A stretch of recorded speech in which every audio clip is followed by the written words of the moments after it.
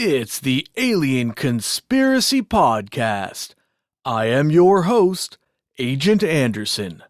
Come along for this week's episode, Chapter 15 of the Report on Unidentified Flying Objects by Edward J. Ruppelt. You can follow the show on Twitter at AlienConPod. We also have an email address, alienconpod@protonmail.com. We would love to hear from you.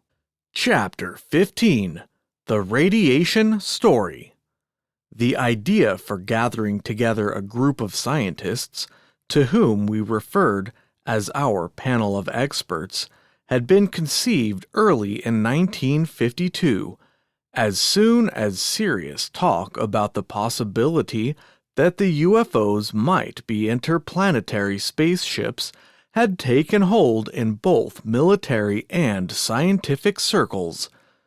In fact, when Project Grudge was reorganized in the summer of 1951, the idea had been mentioned, and this was the main reason that our charter had said we were to be only a fact-finding group. The people on previous UFO projects had gone off on tangents of speculation about the identity of the UFOs. They first declared that they were spacecraft. Then later, in a complete about-face, they took the whole UFO problem as one big belly laugh. Both approaches had gotten the Air Force into trouble. Why they did this I don't know, because from the start we realized that no one at ATIC, in the Air Force, or in the whole military establishment was qualified to give a final yes or no answer to the UFO problem. Giving a final answer would require a serious decision, probably one of the most serious since the beginning of man.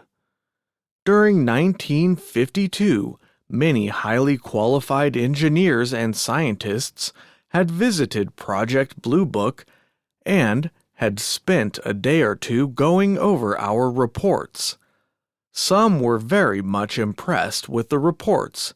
Some had all the answers, but all of the scientists who read our reports readily admitted that even though they may have thought that the reports did or did not indicate visitors from outer space, they would want to give the subject a good deal more study before they ever committed themselves in writing.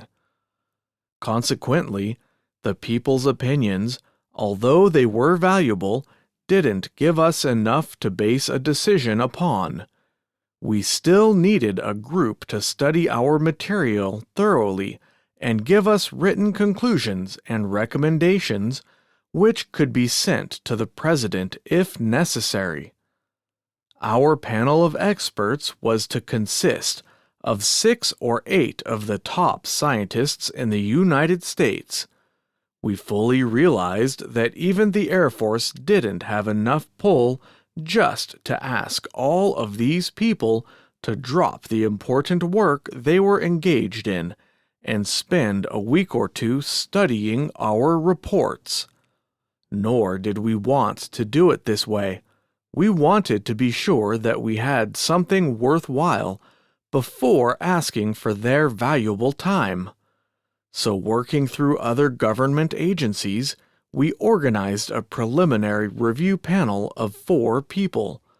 All of them were competent scientists, and we knew their reputations were such that if they recommended that a certain top scientist sit on a panel to review our material, he would do it. In late November 1952, the preliminary review panel met at ATIC for 3 days. When the meeting ended, the group unanimously recommended that a higher court be formed to review the case of the UFO. In an hour, their recommendation was accepted by higher Air Force authorities, and the men proceeded to recommend the members for our proposed panel.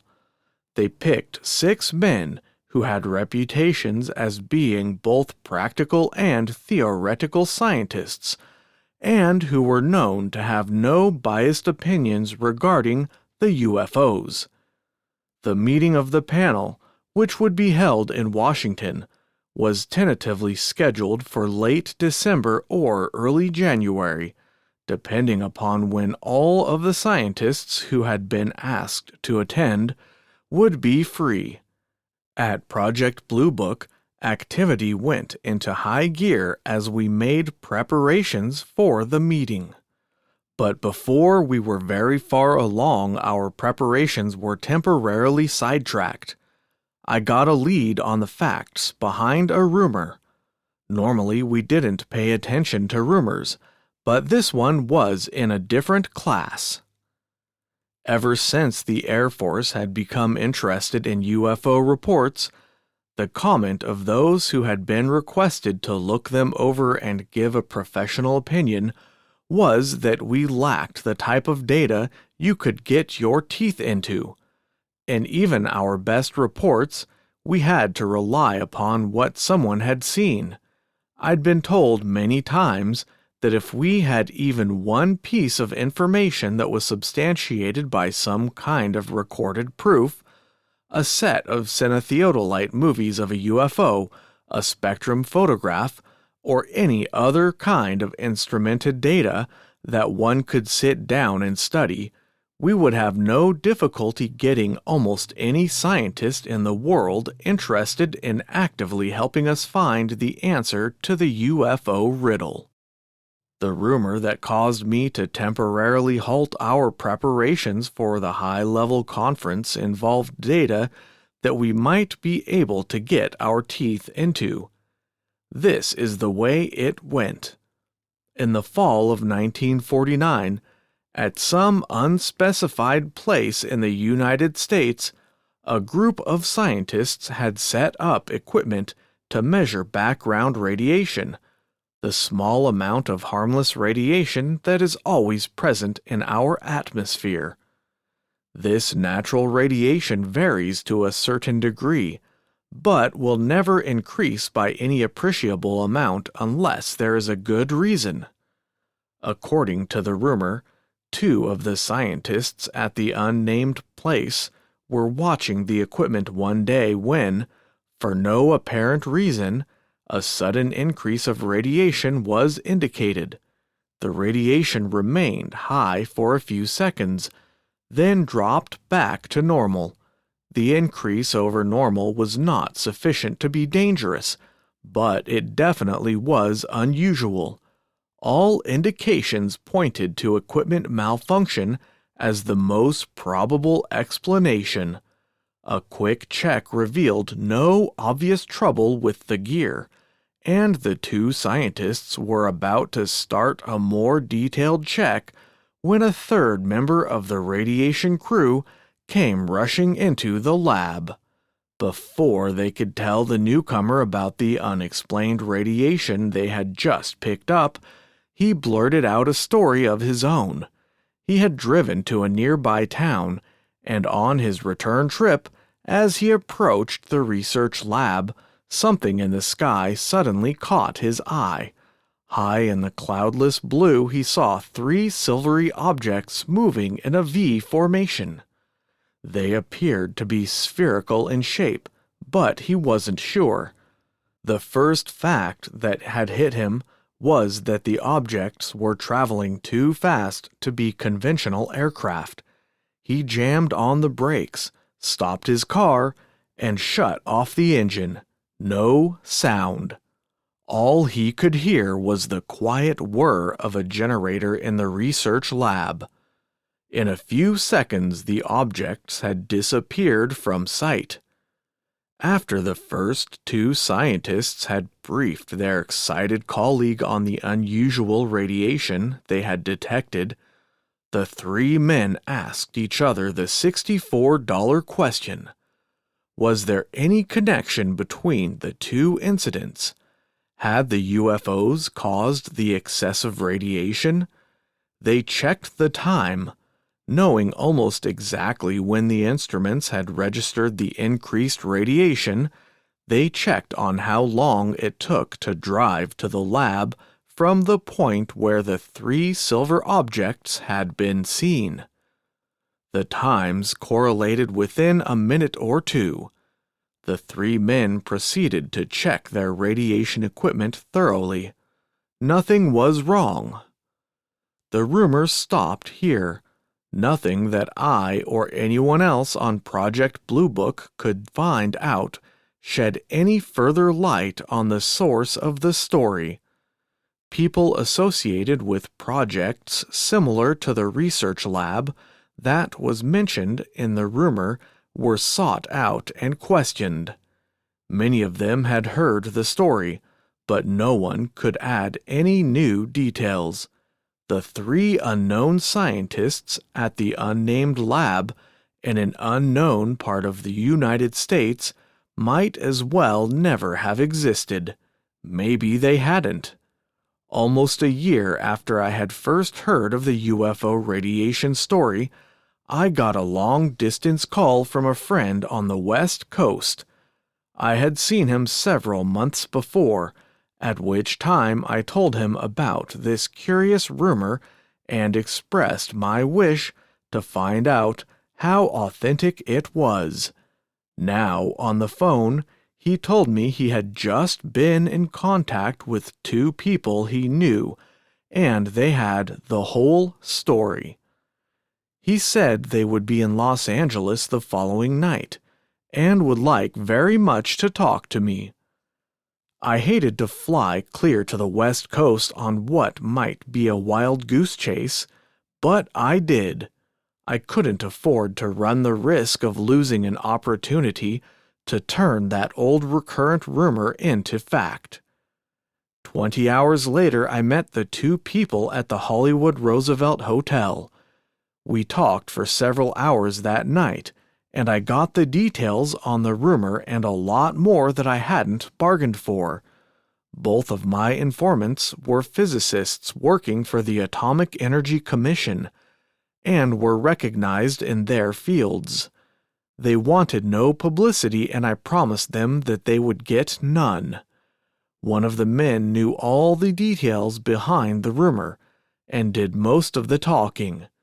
To keep my promise of no publicity, I'll call him the scientist. The rumor version of the UFO radiation story that had been kicking around in Air Force and scientific circles for so long had been correct in detail, but it was by no means complete.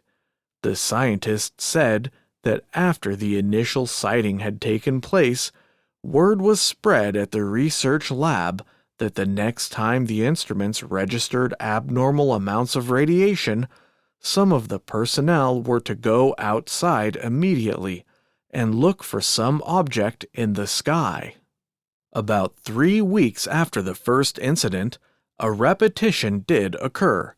While excessive radiation was registering on the instruments in the lab, a lone dark object was seen streaking across the sky.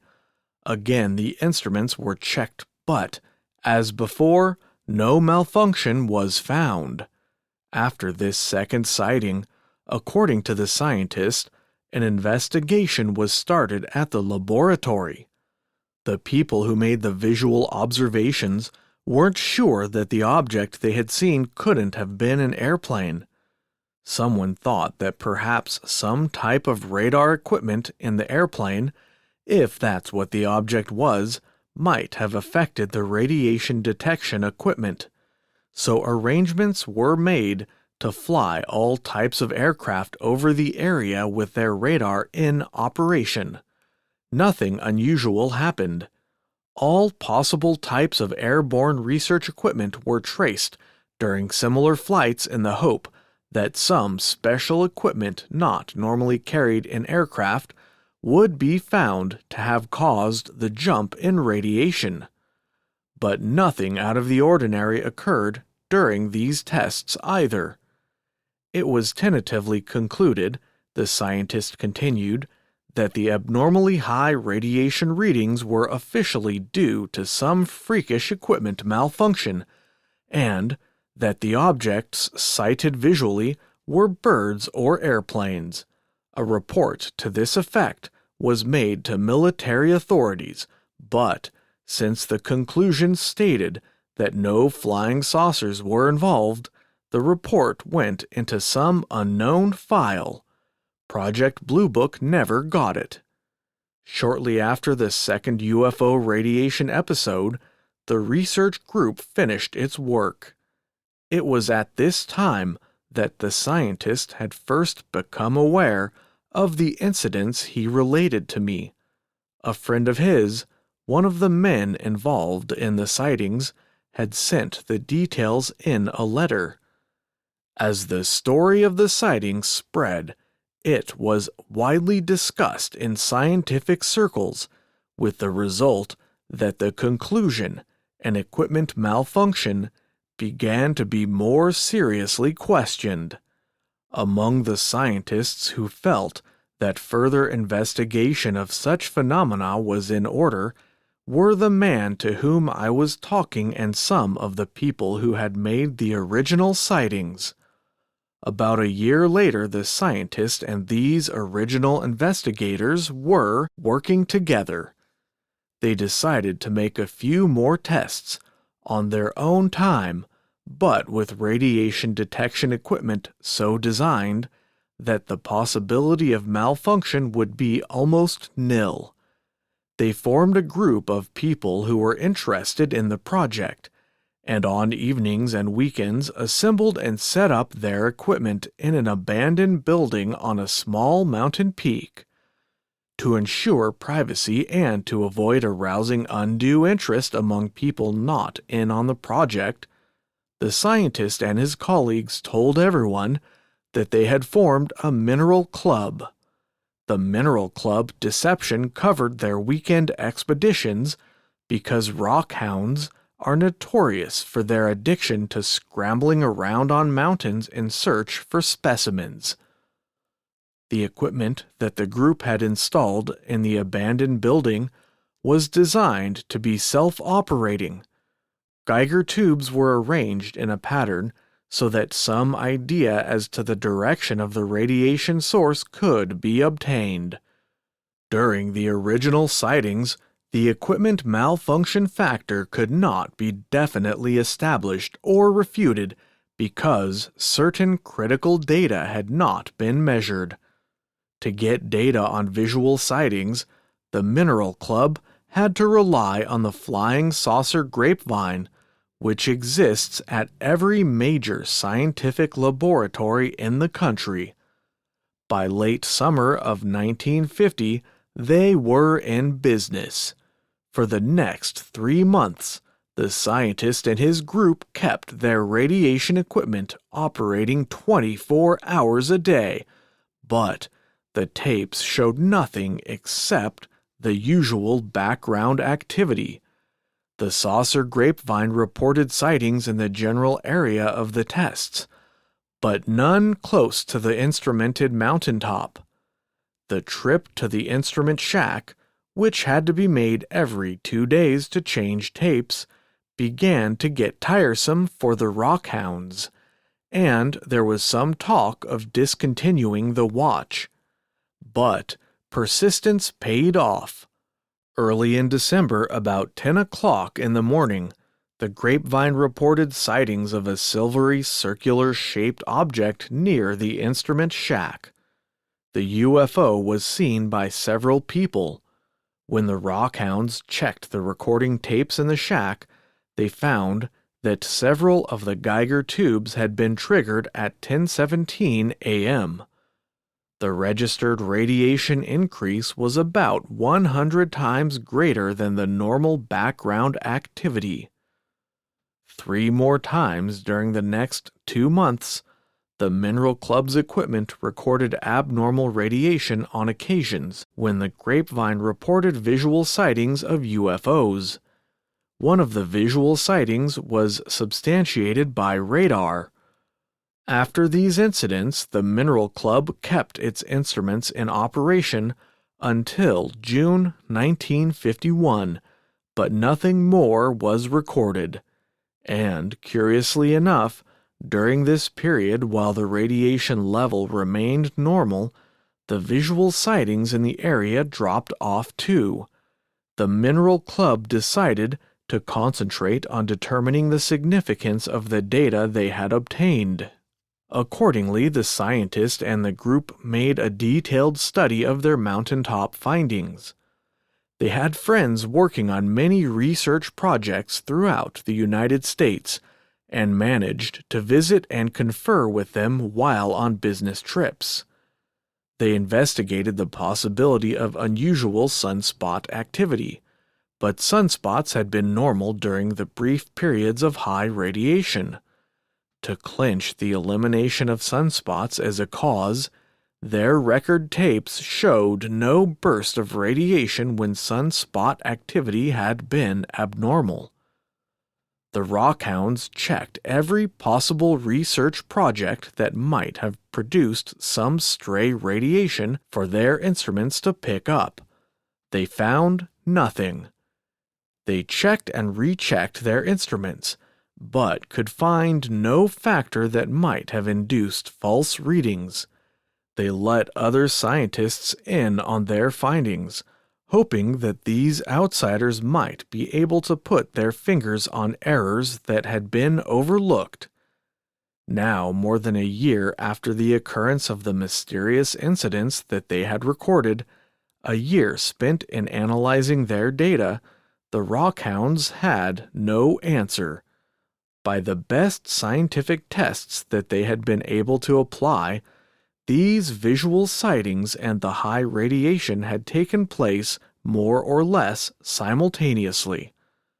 Intriguing ideas are hard to kill, and this one had more than one life, possibly because of the element of mystery which surrounds the subject of flying saucers. But the scientific mind thrives on taking the mystery out of unexplained events, so it is not surprising that the investigation went on. According to my friend the scientist, a few people outside the laboratory where the Rockhounds worked were told about the activities of the Mineral Club, and they started radiation detection groups of their own. For instance, 2 graduate astronomy students from a southwestern university started a similar watch, on a modest scale, using a modified standard Geiger counter as their detection unit. They did not build a recorder into their equipment, however, and consequently were forced to man their equipment continuously, which naturally cut down the time they were in operation. On 2 occasions they reportedly detected a burst of high radiation. Although the veracity of the 2 astronomers was not doubted, the scientists felt that the accuracy of their readings was poor because of the rather low quality of their equipment. The scientists then told me about a far more impressive effort to verify or disprove the findings of the Mineral Club. Word of the Rockhounds and their work had also spread to a large laboratory in the East. An Air Force colonel, on duty at the lab, told the story to some of his friends, and they decided to look personally into the situation. Fortunately, these people were in a wonderful spot to make such an investigation. At their laboratory, an extensive survey of the surrounding area was being made. An elaborate system of radiation detection equipment had been set up for a radius of 100 miles around the lab. In addition, the defenses of the area included a radar net. Thanks to the flashing of silver eagles, the colonel's group got permission to check the records of the radiation survey station and to look over the logs of the radar stations. They found instances where, during the same period of time that radiation in the area had been much higher than normal, radar had had a UFO on the scope. These events had occurred during the period from January 1951 until about June 1951. Upon learning of the tentative but encouraging findings that the Colonel's group had dug out of their past records, people on both the radiation survey crews and at the radar sites became interested in cooperating for further investigation. A tie-in with the local saucer grapevine established a three-way check. One evening in July, just before sunset, two of the Colonel's group were driving home from the laboratory. As they sped along the highway, they noticed two cars stopped ahead of them. The occupants were standing beside the road, looking at something in the sky. The two scientists stopped, got out of their car, and scanned the sky too. Low on the eastern horizon they saw a bright circular object moving slowly north. They watched it for a while, took a few notes, then drove back to the lab. Some interesting news awaited them there. Radar had picked up an unidentified target near the spot where the scientists in the car had seen the UFO, and it had been traveling north. A fighter had been scrambled, but when it got into the proper area, the radar target was off the scope. The pilot glimpsed something that looked like the reported UFO, but before he could check further, he had to turn into the sun to get on an interception course, and he lost the object. Several days passed before the radiation reports from all stations could be collected. When the reports did come in, they showed that stations east of the laboratory, on an approximate line with the radar track, had shown the highest increase in radiation. Stations west of the lab showed nothing. The possible significance of this well-covered incident spurred the Colonel's group to extend and refine their activities.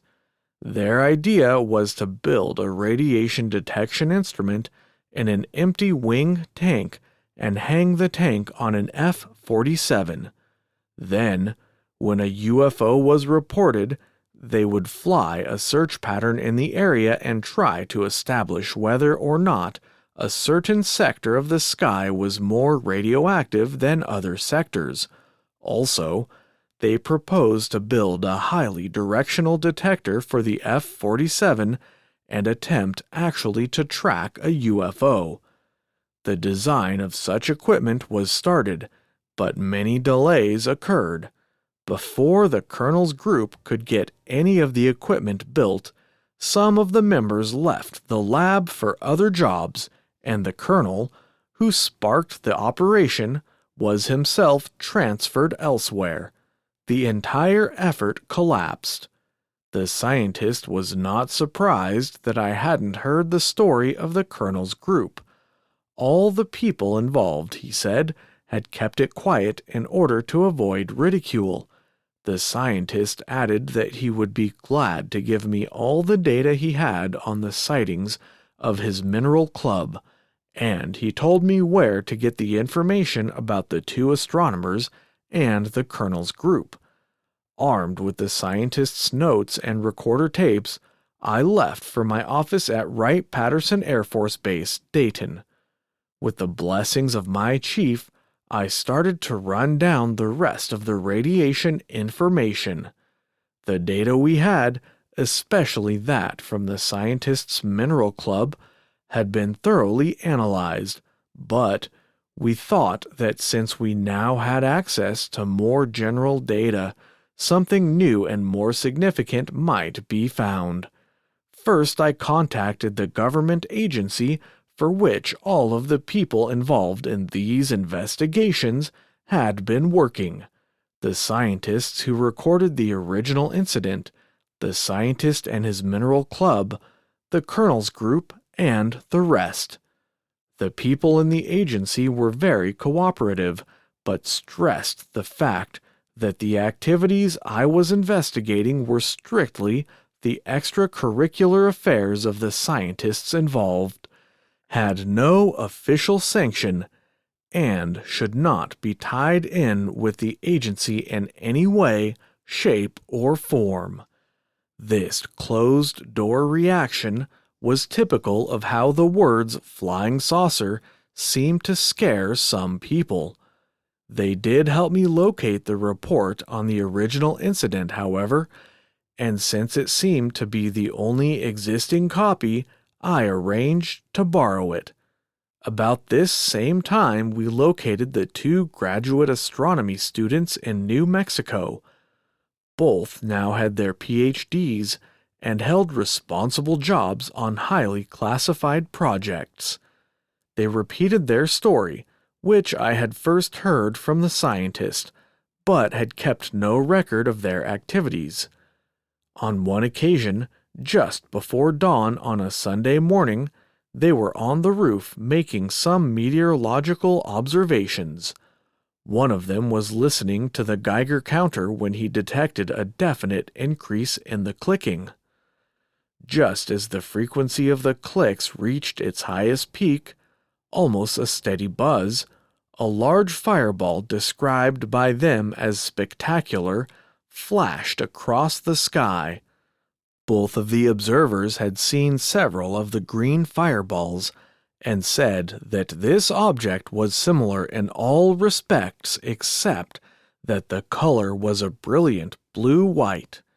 With the disappearance of the fireball, the counter once more settled down to a steady click per second.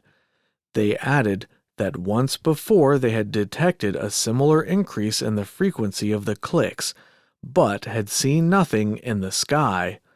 In telling their story, both astronomers stressed the point that their data were open to a great deal of criticism, mainly because of the limited instrumentation they had used. We agreed. Still, their work tended to support the findings of the more elaborate and systematic radiation investigations. The gods who watch over the UFO project were smiling about this time, because one morning I got a call from a colonel on Wright-Patterson Air Force Base. He was going to be in our area that morning and planned to stop in to see me. He arrived in a few minutes and turned out to be none other than the colonel who had headed the group which had investigated UFOs and radiation at the Eastern Laboratory. He repeated his story. It was the same as I had heard from the scientist, with a few insignificant changes. The colonel had no records of his group's operations, but knew who had them. He promised to get a wire off to the person immediately, which he did. The answer was a bit disappointing. During the intervening months, the data had been scattered out among the members of the colonel's group, and when the group broke up, so did its collection of records. So all we had to fall back on was the colonel's word, but since he now was heading a top priority project at Wright, it would be difficult not to believe him. After obtaining the colonel's story, we collected all available data concerning known incidents in which there seemed to be a correlation between the visual sightings of UFOs and the presence of excess atomic radiation in the area of the sightings. There was one last thing to do. I wanted to take the dates and times of all the reported radiation increases and check them against all sources of UFO reports. This project would take a lot of legwork and digging, but I felt that it would offer the most positive and complete evidence we could assemble as to whether or not a correlation existed. Accordingly, we dug into our files, ADC radar logs, press wire service files, newspaper morgues in the sighting area, and the files of individuals who collect data on saucers. Whenever we found a visual report that correlated with a radiation peak, we checked it against weather conditions, balloon tracks, astronomical reports, etc. As soon as the data had all been assembled, I arranged for a group of Air Force consultants to look it over. I got the same old answer. The data still aren't good enough. The men were very much interested in the reports, but when it came time to putting their comments on paper, they said not enough conclusive evidence. If in some way the UFOs could have been photographed at the same time that the radiation detectors were going wild, it would have been a different story, they later told me. But with the data I had for them, this was the only answer they could give. No one could explain the sudden bursts of radiation, but there was no proof that they were associated with UFOs. The board's ruling wrote finish to this investigation. I informed the colonel, and he didn't like the decision. Later I passed through the city where the scientist was working. I stopped over a few hours to brief him on the board's decision. He shook his head in disbelief. It is interesting to note that both the colonel and the scientist reacted in the same way. We're not fools. We were there, we saw it, they didn't. What do they want for proof? And that's the end of Chapter 15. Tune in next time for Chapter 16, The Hierarchy Ponders. You can follow the show on Twitter at AlienConPod. We also have an email address, alienconpod@protonmail.com. We would love to hear from you. If you enjoyed the show, you can really help us out by leaving a good review wherever you listen to podcasts, subscribing, and recommending the show to your friends.